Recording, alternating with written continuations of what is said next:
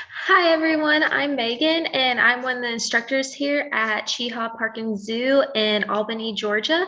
And today I'm going to be talking to you about bird beaks and feet and adaptive radiation and what that is.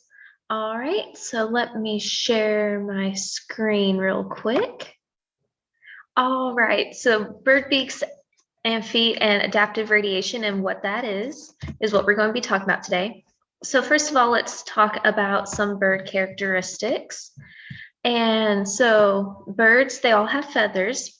They have pneumatic bones, which is really cool. So everyone thinks that birds have hollow bones. They're sort of right, but kind of wrong at the same time. So they're pneumatic, which means it's kind of spider webbing. And there's air pockets in between the little pieces of bone that keep it together. That way they keep their structure. And so here's a little diagram of that. So you see the bone right here and the air pockets on either side. So that reduces weight because birds have lots of weight reduction characteristics to help with flight. And so these pneumatic bones are not exactly hollow because they do have to provide structure for the birds. But due to this, it's not solid like our bones are. It reduces the weight so they are able to fly. They have oviparous reproduction, which means they lay eggs. And so the embryo is fertilized inside of the female, and the female will lay an egg, and the egg will hatch outside in the world after it has been incubated for a period of time that varies from species to species. And then birds have fused bones, so they have less bones. And we're going to talk about it when we look at this diagram right here. So here you can see that both humans and birds have a humerus, and that's the purple. And then the radius and ulna are in the green and red. And then we get to the carpals, which are our wrist bones. You can see here that humans have a lot of carpals, but when you get to bird, there's a lot less because they have fused. And this is another weight reduction characteristic that birds have. And then you get to the metacarpals, and we have 5 of those, and the birds only have 2 because it's in their wing. And we have 5, 1 for each finger. And then we have the phalanges, and we have lots of phalanges, and the birds, they have very few. And that's part of the weight reduction characteristics to help with flight. And so the weight reduction goes back to the pneumatic bones, fused bones, and it helps with them being able to carry themselves in the air. And so what is adaptive radiation? It is the process where organisms diversify, which means they change and have a wider diversity quickly from their ancestors into a new form. And it tends to happen when their environment changes. So when a new resource becomes available, or if there's an alteration in the biotic interactions or the creation of new niches. And a niche is how an organism interacts within their particular ecosystem. So you have a pine tree, and there's different species of birds at the different levels of the pine tree. There's one at the base of the trunk, there's a different species at the middle, and one up in the high branches. So each of those birds are all within that same pine tree, but because there's different food sources at each location, they don't interfere with each other, and that is their specific niche within that environment. And so this process results in speciation, which is the creation of different species from a common ancestor, and phenotypic adaptations of a species. And phenotypic adaptations are how the physical characteristic changes through time to better serve that species within their environment. And a really good example of this is going to be Darwin's finches. Now, who is Charles Darwin? He is a British scientist. He actually studied naturalist, geology, and biology. And so he was well rounded in environmental sciences, and he theorized the process of natural selection. And natural selection is how organisms are better adapted to survive in their environment, which enables them to reproduce. And today it is accepted by our scientific community, and it is the best evidence-based explanation of species diversity, which is really cool because the basis of it is um, if an animal has a mutation and it serves them really well in that ecosystem, they're able to live. And because they're able to live, they're able to reproduce, which means that mutation is moved on into another generation and just keeps going through the generations, and it becomes more common within that population. Whereas the animal who doesn't have a good mutation to help survive doesn't normally survive. Sometimes it'll die. And if it dies, it doesn't reproduce, which means the characteristics that they have don't get shared through the generations and through the population. So it allows for different species to occur based on um, their habitat types and ecosystem, and it can be altered by habitat fragmentation as well. And he wrote on the Origin of Species, which is a book that talks about the similarity between artificial selection and natural selection. In artificial selection, a good example of that would be how people will select for certain traits within dogs, and that's how you get your different dog breeds. So some people like the anti-shedding that poodles have, so they select for that, and that's how poodles shed a lot less than a golden retriever would. Whereas natural selection, it's how animals and the environment and Mother Nature work together. So if Mother Nature changes the environment, the animals that are able to change with it and are better adapted to that survive, whereas the ones who don't die off, and the ones who live are the ones who are able to reproduce and continue their genes and adaptations through the species into the future. So Darwin's finches are also known as Galapagos finches because the Galapagos Islands are located off of the coast of Ecuador. And it's a group of about 18 species of passerine birds because they are in the order Passeriformes. And that goes back to your taxonomy of how animals are grouped together. And they are known for their diversity in beak shape. So here is a drawing from Darwin, and you can see that this one has a much thicker, larger beak than the rest of them, which means it is more likely to be adapted to eating and getting its nutrients from large seeds that are really hard to crack. Whereas this one, it's a lot smaller. So it'll have a lot smaller seeds that it'll be cracking and eating. This shape is more of a generalist type shape, which means it can eat smaller seeds and insects. And then because this one is longer, it is more of an insectivore, which means it will primarily get its food and nutrients from insects. So bird beaks, the anatomy of a bird's beak will tell you a lot about their natural ecology, such as what they eat. So we have hooked beaks like our raptors, and those tend to be your meat eaters. So if you see a bird with a hooked beak, you can be like, oh, well, it's most likely going to be a meat eater because it is really good for ripping the flesh off of its prey.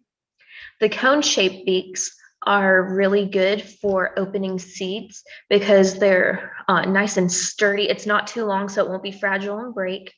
And it's not hooked, so you don't have to use it for ripping anything. You just crack the seed with that one. And then you have short curved beaks.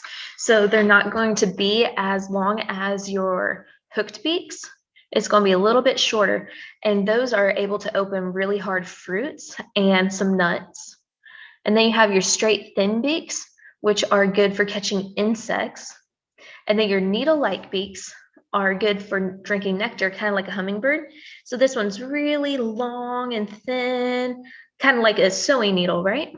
If any of y'all have done like sewing buttons back onto your shirts.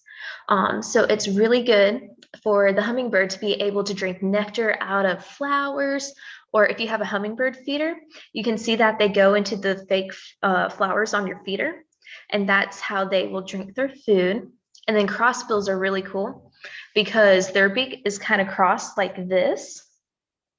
You can see that it's not even, and that's good for getting in between the cones or the scales on a pine cone and getting the seeds out of the pine cone and eating those.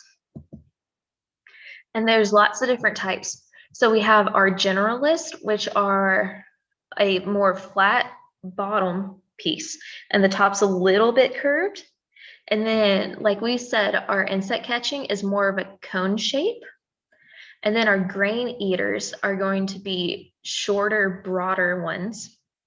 And then here's our cone eating or cone seed eating birds that have the crossbill like so. And then the skithing will go across the top of the water, and that's why it's curved upwards like that. And we'll get the insects off of the surface of the water. And then your toucan has a really long, thick beak, and he eats a lot of fruit. So he's a frutivore. And then the woodpecker has more of a chiseling because they'll go tap, tap, tap, tap, tap, tap, tap on wood or trees or even dead trees. And they'll do that to find insects and get into the tree bark and eat the insects in there. And then dip netting, so they have the long pouch on the bottom of their mouth, and they'll go and scoop up and it'll catch fish, and they'll be able to eat the fish that they collected in their bottom piece. And then surface skimming is kind of similar to that, whereas the bottom part of the jaw is longer than the top. And so they skim the surface and they'll eat fish as well. And then your nectar feeding, sometimes it's straight like the hummingbird, but there's some that are more curved down, which helps with going into the flowers and getting the nectar from there. And then here you can see the sharp hooked of the raptor beak for the meat eating and ripping the flesh off of its prey. And then flamingos are filter feeders, which is really cool. So they'll just stick their beak in the water, and as the water flows through, they're able to catch their nutrients. And then aerial fishing, like your kingfisher, what he does is he'll be above the water and he'll dive down into it and catch fish that way.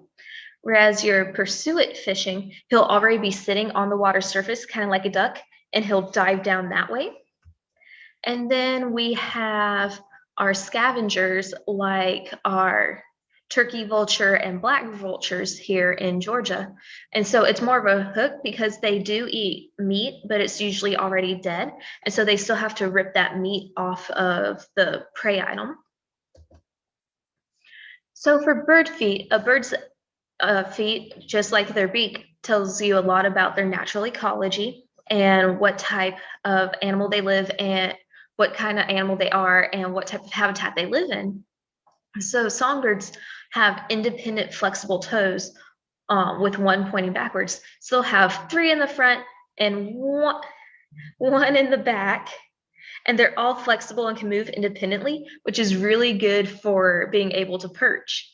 And that's how a bird can be perched on a tree limb and not fall over, because they move those independently and they have the one in the back to help stabilize, kind of like your kickstand on your bike. It stabilizes it instead of it just being on the two wheels. And then woodpeckers have two toes pointing forward and two pointing backwards, which helps with moving up and down the tree. And just and it can also hop around the tree this way, and it goes up and down a lot. So having the two forward and two backwards really help with that and stabilizing it. Whereas if it just had three in the front and one in the back, it wouldn't be as stable because it doesn't have as much power on the back side to hold it up. Water birds will have webbing in between their toes, like how you can wear a flipper when you go snorkeling or swimming. It's kind of like that, where it helps to capture more water for when they push back. It makes them swim a lot faster. And then wading birds have really long toes that are spread out over a wider surface. So our feet, when we're in mud, we sink a lot, right? That's because our feet aren't very spread out. So our weight is all in one location and it gets really heavy. The wading birds, because their toes are so long, their weight is spread out further across a larger surface, so they don't sink as much as we would. And then raptors, like in this picture right here, have really large talons. And so they'll have three in the front and one in the back. And they have really long talon claws for catching their prey. And what's really cool about them is that the bottom of their foot, the texture is very Velcro-like, which helps with grabbing the prey and the prey not being able to escape out. And so some of the other types of bird feet are going to be normal ancestral, which is going to be your songbirds that have the three in the front, the one in the back, and they can all move them independently. And then you have your palmate, which is where the bird has four toes, but only three have webbing. And the webbing goes all the way to the tip. And then that fourth one in the back doesn't have any webbing on it. And then your totee palmate is going to be another bird or water bird that has the four toes, but every single toe has webbing in between it. So they're all connected by that webbing. And then your semi-palmate, the webbing only goes up to your second joint on your finger. So there's just a little bit of webbing, and then the rest of the toe doesn't have any webbing there. And then lobate is a really cool one because the webbing is just on the sides of the toes. So when they push forward, it pushes back to make it more aerodynamic. But when the bird pushes back to move forward, it flares out because the water is catching on that and helps it go faster. It's really cool. And then your raptorial foot that has the three in the front, one in the back, and the Velcro texture to catch the prey. And then your normal with extra long toes, that's going to be your wading birds. That way they don't sink down and their weight is evenly distributed across a larger surface. And then we have two-toed feet, which are going to be your ostriches and your birds within the ostrich family. And they're also going to be a lot larger because they need to be able to run fast. And they also have really big claws too that help with some protection. So here we have two different birds. And this is going to be your ostrich foot.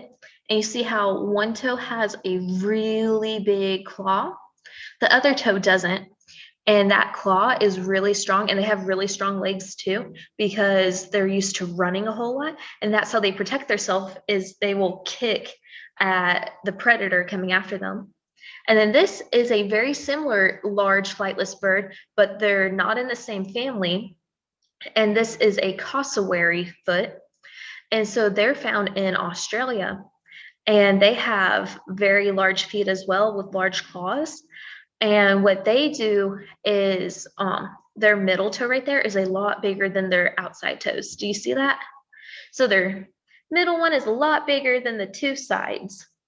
And so it has that claw, and it'll also use the claws as protection. And cassowaries have been known to use their claws against kangaroos, which is really cool because kangaroos are really big and muscular and tough. And you just see this bird, and the bird can attack the kangaroo if it wanted to. So I'll stop sharing there. All right. And so I brought a few things with me today to talk to you about the bird beaks and feet. And so here we have a bird skull. So based on the beak, what kind of natural history do you think this bird would have? So it would be one of your aerial fishers that goes down and dives in and gets a fish and comes back up, because it's the long, thin one that's really aerodynamic. So it would be good for moving through the water.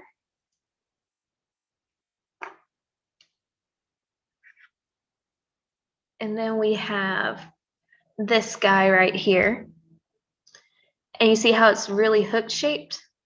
So that would be one of your raptorial bird beaks. and it's really good for getting the meat off of the prey. And you see how sharp that would be too. And then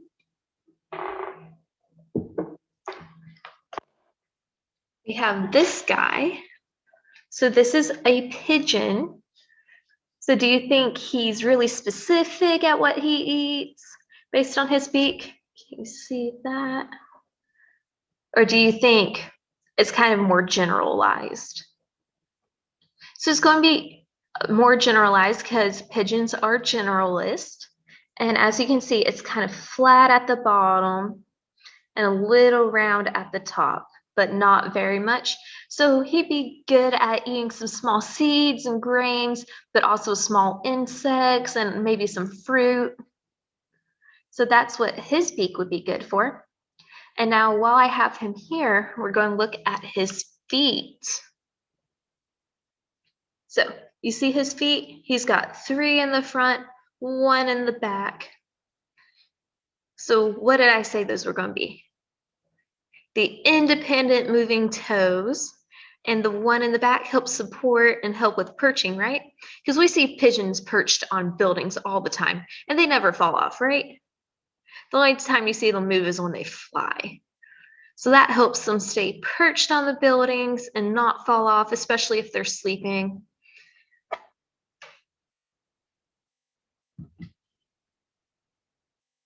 And then here we saw a picture that looks similar to it, but this is an emu foot.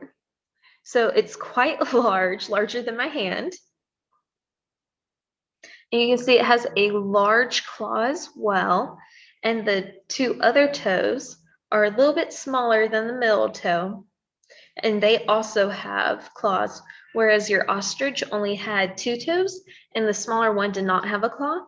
The smaller ones on the emu do have claws, and it's a large foot to help with running. And emus are also in Australia with the cassowary. And they have very similar feet as well.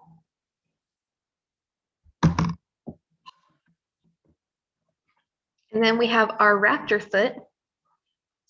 And what's really cool about raptor feet is that they will like crunch down, but they'll just keep going and going and going tighter and tighter. The bird has to decide when to release. People cannot force the bird to release it based on how the joints are. So the bird chooses when they release. You can see how sharp those talons are. So very powerful, very sharp, good for catching prey. And the texture of the bottom is very Velcro-like.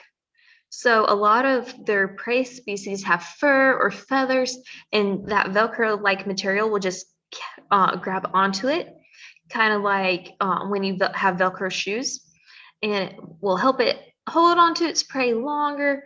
That way it's able to eat that prey and the prey doesn't escape, and the bird just didn't waste a whole lot of energy and will be able to get its nutrients needed. But it has the 3 in the front, the 1 in the back,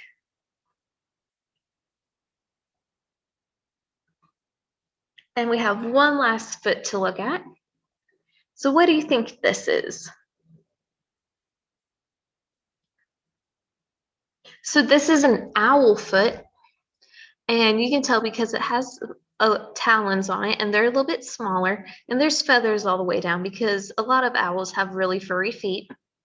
And what's cool about owls is right now you can tell this guy has 3 toes in the front and 1 in the back.